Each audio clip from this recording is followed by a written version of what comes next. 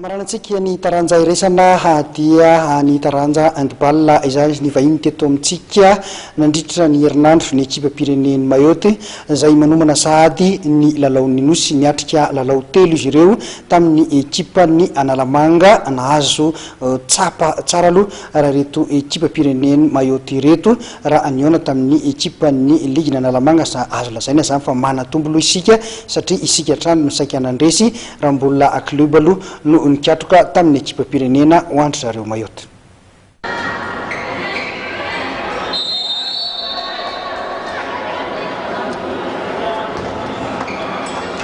Nahazo tsapa tamin'ny club malagasy avy eto amin'ny Ligue Analamanga iny zareo ekipam-pirenena avy atsy amin'ny nosy Mayotte.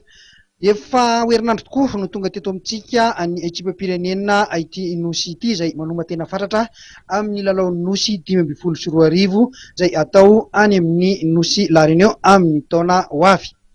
Lalao telo no nahatongavan'izy ireo teto Madagasikara izay nahatongavan'ny ekipam-pirenena lahy sy vavy ka ity rahantsika amin'ny sary telo dia ny fihaonana farany izay nikatrohan zareo Mayotte sy ny Sporting nivoaka nandresy teto ry zareo Maoré tamin'isa 7-30 no 3-30. Ity ihany koa no mba fandresena azon'izy ireo tamin'ny malagasy raha ho an'ny Sikajy Zazalahy. Toy izao ara ny vokatra nandritra ny fandalovan'ity ekipam-pirenena Maoré teto amintsika ity. Ny lalao voalohany dia nikatroka tamin'ny Saint-Michel izy ireo nisaraka Ajala 5-20 ny rotota. Ny alarobia indray dia ny Kosfa no nikatroka taminy ka nomontsany ny Kosfa tamin'isa 70-30 ry zareo Maoré izay teo amin'ny vokatra ho an'ny Sikajy lehilahy. Fa ny zazavavy ihany koa dia isan'ny tonga teto Madagasikara ary dia resy hatrany izy ireo nanoloana ny ekipa malagasy.